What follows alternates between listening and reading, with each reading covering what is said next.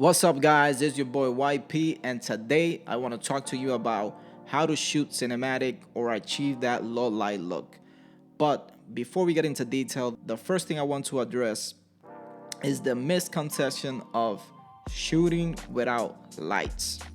Many believe that because I have a particular camera that shoots well in low light, meaning I could crank the ISO up from 5,000 to 10,000 ISO and still get a decent image in low light, that I do not need to light my scenarios, I do not need to light my subject, and I will still get a perfect or a good look or a cinematic look. Guys, don't get me wrong.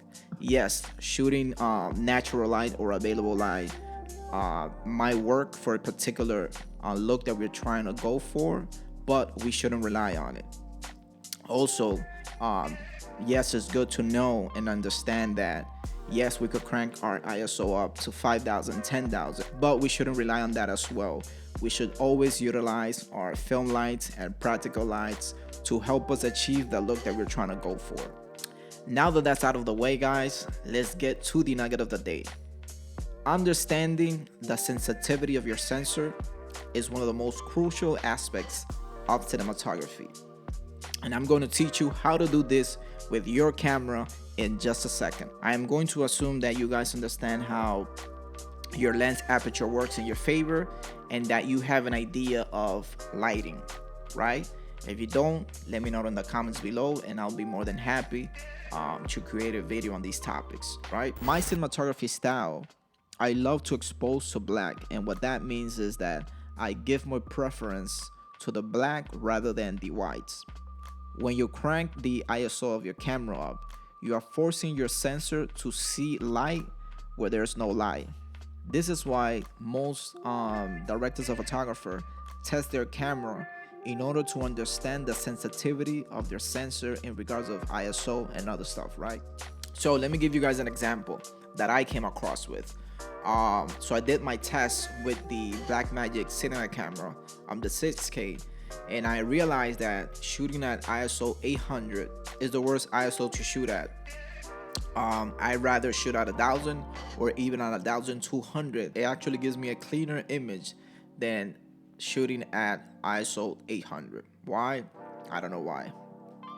But understanding the sensor sensitivity of your camera, it's key. So now when I'm on set and I'm at ISO 640 and I need a punch of light, instead of me just cranking the ISO to 800, what I'll do is two things. I got two options.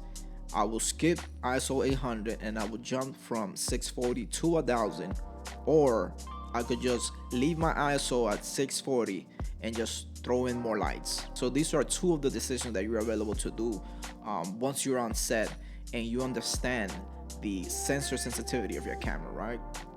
So how do we perform this test? Let's get right to it. So what you want to do is, with your camera cap on your camera, you're going to shoot at every ISO, or at least at a range, right? Let's say 200 to 1,600 for about 20 seconds per ISO.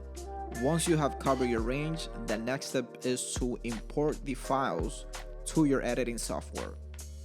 Make sure you label them and or align them in order to keep track of what's what, right? So right off the bat, you can see the difference from all your clips without doing much. If you can't tell the difference, then you may want to bring the blacks up to about 15 to 20%, I'll say. Quick note, if you're shooting log, you might want to color correct them in regards of contrast. This might work, it might not. Give it a try.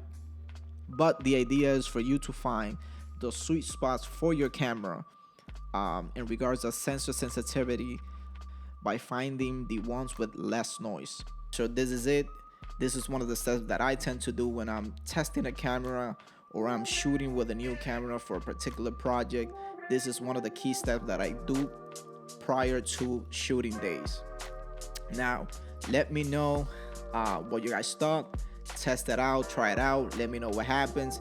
Leave a comment if you like it, subscribe to the channel, and please give it a thumbs up and share it with your friends. Remember, so this is one step to becoming a better filmmaker. There are a whole bunch of nuggets that I could drop here in the channel. Let me know if you guys want me to make more videos like this. This is actually my first how-to video. See you on the next one.